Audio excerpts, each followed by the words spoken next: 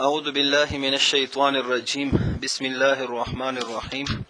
سبحانك لا علم لنا إلا ما علمتنا إنك أنت العليم الحكيم. اللهم صل وسلم على سيدنا ونبينا محمد صلى الله عليه وسلم أفضل صلواتك بعدد معلوماتك وبارك وسلم وصل عليه في أول كلامنا وأوسط كلامنا وآخر كلامنا.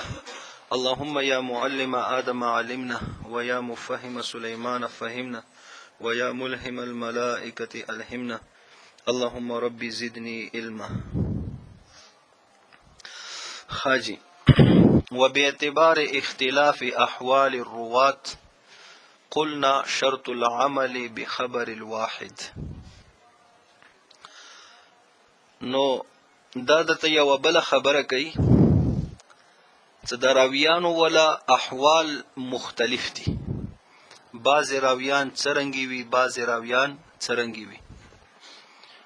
نو چې دو ولا احوال مختلف دي، د دې اعتبار کولو د واجنه مونږه دا خبره کوو چې خبر واحد باندې عمل د پاره شرط یو څو شیزونه دي. څه خبر واحد باندې عمل کول دا واجب شي، نو د دې لپاره یو څو شرایط دي. څه دغه شرطونو سره دغه خبر واحد پورا شي نو بیا عمل کول واجب، کنه وی دی باندې بیا عمل کول نشته. او دا ولی چې د راویانو ولا احوال دا مختلف دي، بعضی یو رنګي او بعضی بل رنګي. ځکه چې خو پیغمبر صلی الله علیه وسلم حدیث مبارک دی چې تاسو ته زما د طرفه ډیر احادیث پیش کول شي چې پیغمبر علیه السلام دا فرمایلو، پیغمبر علیه السلام دا فرمایلو، او خلق به خپل مدعا ثابتولو کوشش کوي، خپل مقاصد پوره کولو کوشش وکړي. نو تاسو هر یو خبره ما منو، بلکې تاسو هغه کتاب الله اندرنګ حدیث مشهوره اندرنګ ظاهر سره تلو هغه په مقابله کې واچو. کچرته هغه خبره کتاب الله سنت مشهور اندرنګ ظاهر خلاف وروته د خبره، نو دا بیا رد کو، دا بیا ما منو. صحیح؟ لکه ګوره ډیره حدیث د سره نقل شوی موضوعی حدیث ورته، اور الحمدلله لکه بعضی باطل فرقو ولا دغه اعتراض کوي چې نعوذ بالله دا حدیث څه په تلاګي راویان دي دسی دي. نو لکه پرویزیان شو اندرنګي دغه نور ډېری فرقې دي. نو تاسو ورته لاند جواب دا کوو چې وروره جانا زمونږ کم محدثین حضرات دي هغه دومره شرایط کې د ولی دي احادیثو صحت د پاره چې دا حدیث صحیح دی او کنه دی. نو هغه مطابق څه کله مونږ ته یو حدیث را ورسی نو هغه کې هیڅ قسم به شک او شبهه نشته، او بل څه هغه مطابق یو حدیث وینا نو هغه مونږه پیژنو، هغه باندې مونږه عمل هم نکو. او ته څه کم دغه حدیث پیش کړي لکه هغه ډیره حدیث پیش کړي نو هغه څه وګوره کنه دا حدیث څرنګي دا حدیث څرنګي، نو بیا هغه زمونږه محدثین او حضرات ډیر جوابات هم کړي دي چې نه دا حدیث صحیح دی او تاسو دینه دغه مطلب خستله، دا مطلب نه دی، دا مطلب دی. پوه شئ په خبره؟ او دا اوږده بحثونه دي، خو د دې کې لانډه خبره ده. لکه ګوره یو حدیث درته بیان کم، دغه موضوعی حدیث دی چې د شیعاګانو روبستله حدیث دی چې یی چې لولاک یا محمد، چې اے محمد صلی الله علیه وسلم کچرتا لولاک یا محمد لما خلقت الافلاک، کچرتا تنوی اے محمد صلی الله علیه وسلم لما خلقت الافلاک، نو ما به دغه جهان پیدا کړي نو. اوس دغه ځای پورې دغه جملې مفهوم خو صحیح دی، صحیح شو؟ دا به تاسو موریدلی وی کنه چې دغه دنیا چا د پر الله پیدا وکړي، پیغمبر علیه الصلاۃ والسلام د پر خدا حدیث نه دی، صحیح شو؟ دغه الفاظ نه دی رغړي. خو بیا مخکې دغه شیعاګان یی لولاک یا محمد صلی الله علیه وسلم لما خلقت الافلاک ولولا علی لما خلقتک، کچرتا علی نوے نو ما به ته نوې پیدا وکړې. صحیح؟ اور بیا یی ولولا فاطمه لما خلقتکما جميعا، که چېرته فاطمه نه وې نو ما به تا او علي دواړه نه و پیدا وکړي نو ګوډه ګوډایه خوله به د خواږه وي. حضرت علي رضی الله عنه مونږ هم منو، الحمدلله ښه منو، فاطمه رضی الله عنه هم منو او هغو نه یې ښه منو، خو دا حدیث داسې نه دی، دا نشته. نو اوس ګوره دا حدیث چا خو بیان کړی که نه، پیغمبر علیه الصلاة والسلام د طرف نه بیان کړی چې پیغمبر علیه السلام دا فرمایي چې لولا که یا محمد لما خلقت الافلاک ولولا علی لما خلقتک ولولا فاطمه لما خلقتکما جميعا. حاجی نو اوس ګوره دغه شرطونه دي. یو شرط څه دی؟ انداد لا یکون مخالفا، چې نه به وي دغه خبرې واحد مخالف للکتاب و سنت المشهوره، د کتاب الله او د سنت مشهوره. دویم شرط و الله یکون مخالفا للظاهر، چې نه به وي دغه خبرې واحد مخالف ظاهر سره. قال علیه الصلاة والسلام، پیغمبر علیه الصلاة والسلام په خپله دا فرمایلی تکثرو څه زیات پیش کولی بشي، زیات رڅي به تکثرو معنا تکثر او تکثرو دواړه یلی شي تاسو ته احادیث بعدی زمانه روسته. فاذا رویه لکم، پس کله تاسو ته روایت کړلی شي عنی زما د طرف نه، ای من جانبی، حدیث یو حدیث، فاعرضوه نو تاسو دا پیش کو علی کتاب الله په کتاب الله باندې، فما پس هغه حدیث وافقات دا موافق و فقبلوه نو دا تاسو قبول کو، وما اور هغه حدیث خالفت هغه مخالفو فردوه نو دا تاسو رد کو. وتحقیق ذلك فيما روي عن علي بن ابي طالب رضی الله عنه، او تحقیق دغه خبره په هغه روایت کې دی روي عن علي بن ابي طالب، هغه روایت کړل شوی دی حضرت علی رضی الله تعالی عنہ نه، انه قال، حضرت علی رضی الله تعالی عنہ فرمای کانت الرواتو صدی راویان علی ثلاثه اقسام په درې قسمونو باندې.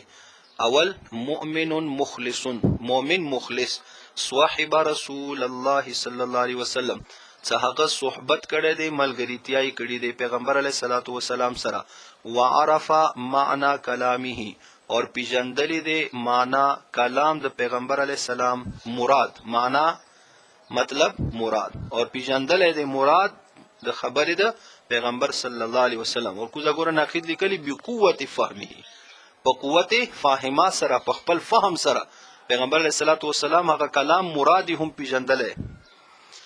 دویم و اعرابی بندوچیان، بندوچی صحابی، جاء من قبیلة څه هغه راغلی دی یوې قبیلې نه، فسمع پس اوریدلی دی هغه بعض ما سمع، بعضې هغه څه اوریدلی دی پیغمبر علیه السلام نه، ولم یعرف اور پیژندلی نه دی یعنی پوهه شوی نه دی حقیقت کلام رسول الله صلی الله علیه وسلم، پوهه شوی نه دی په حقیقت کلام د پیغمبر علیه الصلاة والسلام.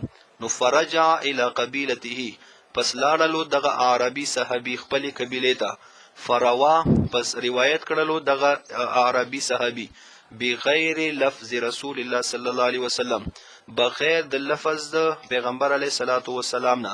پیغمبر علیه الصلاة والسلام هغه خپل خبرې څه کمی وي هغه نه غیر یعنی خپل الفاظ سره د پیغمبر علیه السلام مفهومی بیان کړلو. نو فتغیر المعنی پس بدل کړل دی هغه معنی، مرادی بدل کو. پیغمبر علیه الصلاة والسلام کما خبره کړی و هغه خبره یو مقصد دی بل مقصد بیان کو. وهو یظن، او دغه عربي ګوره قصدن داسې نه کوي، صحیح شوه، مخلص صحابي دی خو بندوڅی دی او دومره قوت فاهمه شته نه، خپل ګمان کې خدایي څه بس بالکل ما د پیغمبر علیه السلام کم بیان واوریدو کمی خبرې ما واوریدې، هغه خو به داسې روایت نه کولو چې دا حدیث دی پیغمبر علیه السلام نه، او پیغمبر علیه السلام کم بیان و صحابه کرامو به دا رنقل کول ځان سبي نوٹ کول یادول به یا. نو وهو او دغه عربي صحابي یظن ګمان کول ان المعنى څه مقصد مراد لا يتفاوت دا بدل شوی نه دی. دریم و منافق، دریم هغه منافق دی لم يعرف نفاقه څه مشهور نوی نفاق ته هغه د هغه نفاق معلومه نوی. بعض منافقان خو معلوم وکنه هغه نه خو چا روایت هم نه کول، او بعض داسې و چې هغه نفاق په پټ وو، نو هغه خو قصدن غلطی خبرې نقل کوي. نو فروا بس روایت کول هغه ما هغه لم يسمع څه هغه نه دی اوریدلی پیغمبر علیه السلام نه.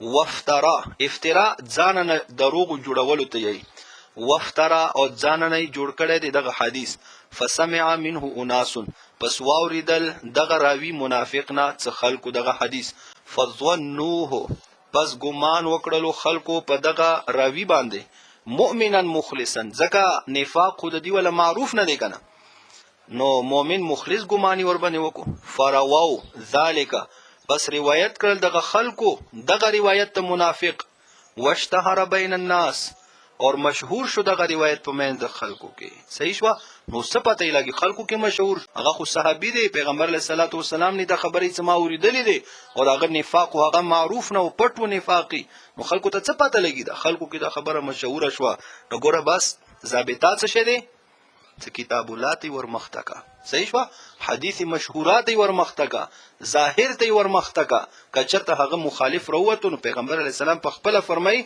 فردوه دا رد کو او کچرته کتاب الله سنت مشهوره ظاهر سره مخالف نو موافقو نو فقبلوه نو قبول کو نو فلهذا المعنى اندغه علت د واجنه معنا څه ترجمه علت پس دغه علت د واجنه واجب دی عرض الخبر پیش کول د خبر حدیث علی الكتاب والسنه المشهوره ونظیر العرض او د تیڅون ظاهر بیانای څه کتاب الله باندې پیش کول اندرنګ حدیث مشهوره باندې اندرنګ ظاهر باندې ونظیر العرض اور نظیر د پیش کولو علی الكتاب په کتاب الله باندې دا نظیر په څه شي کې دی فی حدیث مس ذکر په حدیث د مس کولو د ذکر کې فیما هغه حدیث د مس ذکر یروى عنه څه روایت کړل شوی دی عنه علیه الصلاۃ والسلام پیغمبر علیه الصلاۃ والسلام نه روایت کړل شوی دی حدیث د مس ذکر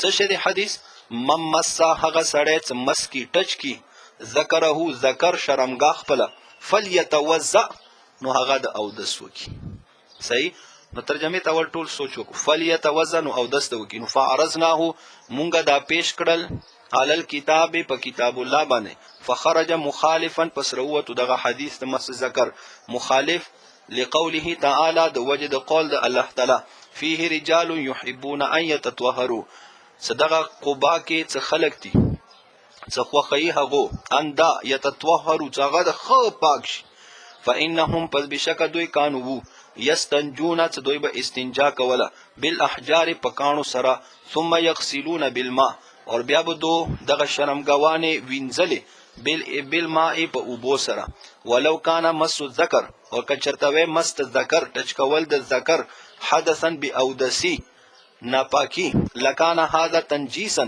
نو و بدا نجسواله لا تطهیر نب پاکواله علی الاطلاق حاجی اوس ګوره مسله دا دی چې حدیث خدا رغله دی چې مس ذکره فل یتوضا چې چا خپل شرمګا ټچ کړله خو دغه شرمګا چې مینس کی څه شی حائل نه وي کپڑا مپړه نه وي حائل صحیح شو ډایرکټ شرمګا ټچ کول د مس ذکرونه مراد ده ها نو او دا څه چا ټچ کا نو فل یتوضا اذا هغه د اودس وکي اودس ماته نو اوس ګوره دغه حدیث رغله نو اوس دا څه کله مونږه پیش کو په کتاب الله باندې هغه مخالف ته څنګه څه قبا ولا خلقو الله تعالی صفت دغه آیت مبارکه کې بیان کو څه دا ډیر کامل خلق دي څه دو پاکیزګي خوخی نو پاکیزګي ذکر یو شو پیغمبر علیه الصلاۃ والسلام دوی نه پوښتنه وکړه لکه تاسو څه عمل دي څه الله تعالی تاسو ذکر کړي تاسو سره محبت اظهاری کړي کامل نه درته ویلي او بیا خاص کر دغه محبت څه د واجنه دي پاکوالی حاصلولو د واجنه نو هغه ورته ویل چې جی مونږه خود سې کوو چې اول کانو سره استنجا وکړو اور بیا اوبو سره استنجا وکړو صحیح یعنی صرف په کانو باندې اکتفا مونږه نکو یا صرف په اوبو باندې اکتفا نکو د دواړو شیونو استعمال کو نو پیغمبر علیه الصلاۃ والسلام ورته فرمایل چې بالکل اندی د واجنه تاسو تعریف الله تعالی په قران مجید کې کړي نو اوس ګوره دغه ځای کې الله تعالی فرمایي يحبون ان يتطهروا تطهیر دا مطلق ذکر دی څنګه مطلق ذکر دی اور مطلق کی قاعده ضابطه څه دی المطلق اذا يطلق يراد به الفرد الكامل نو کامل فرد طهارت مراد دی اور کامل فرد طهارت په کله رسی څه کله حکمی نجاست هم ختم شي اور حقیقی نجاست هم ختم شي صحیح شو کامل طهارت په ال رسی څه نجاست حقیقیه او نجاست حکمیه د دواړه ختم شي. نو اوس که چرته مونږه سوچ کوو، ښه د سوچ سبق دی، څه کله مونږه دغه حدیث د مس ذکر دا واخلو، یعنی دا مونږه قبول کو، صحیح. نو اوس دغه مس ذکر دا خو نپاکی شو کنه، دا خو بی اودسی شو کنه، صحیح. نو اوس ګوره یو طرف ته څه کله هغو استنجا وکړله په کاڼو سره، اور بیا دلته اوس کې استنجا کوي په اوبو سره، نو دغه مست ذکر دا خو حدث دی، بی اودسی دی، ناپاکواله دی. نو دغه اوبو سره دو ته پاکواله حاصلیږي، خا نجسواله حاصلیږي. څه کله حدیث ته مس ذکر واخلي بیا څه لازمیږي؟ بیا خو ناپاکواله لازمیږي. اور کم پاکواله؟ نجاست حقیقیه که نجاست حکمیه؟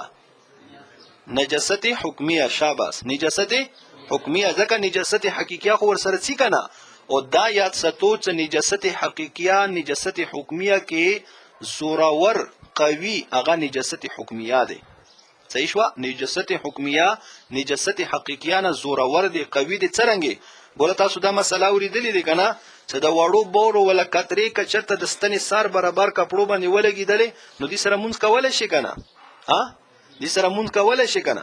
اندرنګ نجاست کې هم مغلظه نجاست سوي درهم ورته شرط کنه، هغه نه کام وی بیا مکروه دي، داسې مسالې خور کېشته کنه. نو دا نجاست حقیقیه ده. اور بیا نجاست حکمیه کې بالکل گنجائش نشته. نجاست حکمیه څه شه دي؟ چې دوره غونې هوا در نه وته، یا دوره غونې قطره د وړو بولو در نه خارج شو، نو بیا سره مونږ کولای شي چې ته وایې چې ما دوره غونې داسې وته داسې دوچه غونې هوا وتلی دی، یو مسله واکنئ چې تا نه ماتیږي ته وله.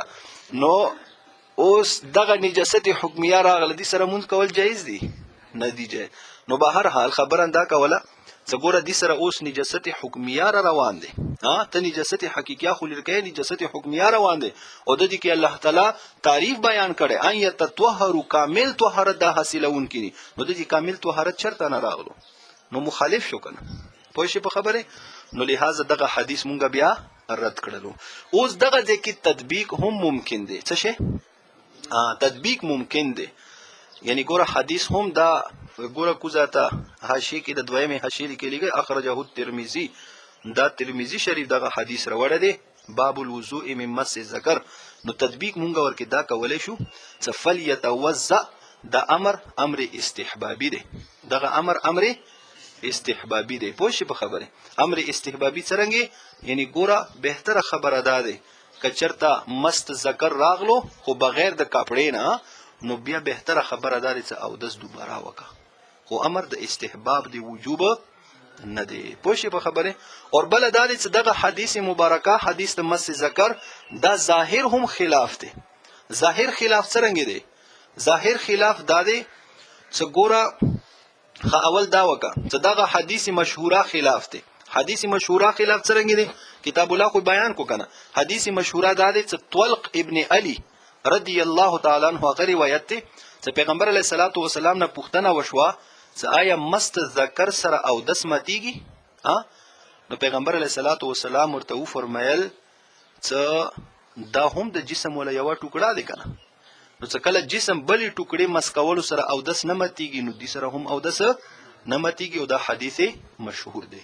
اور بل ظاهر خلاف دی. ظاهر خلاف ته څرنګه دی چې ګوره دغه کثیر الوقوع امر دی، یعنی دا داسې امر دی چې هر یو سړی دی کې مبتلا دی، دینه به چوک ځان ساتي. نو اوس څه کله دا کثیر الوقوع امر دی، عموم بلوا دی، نو لہذا شورونه د عموم بلوا دی، دینه خلاصې نشته. نو لہذا بیا دې لپاره یو حدیث مشهور پکاره وکړه، یو حدیث مشهور دې لپاره پکاره و چې هغه سره مونږ بیا زیادت په کتاب الله باندې کړه وې. خدا خو خبر واحد دی، خبر واحد سره زیادت کتاب الله جایز نه دی.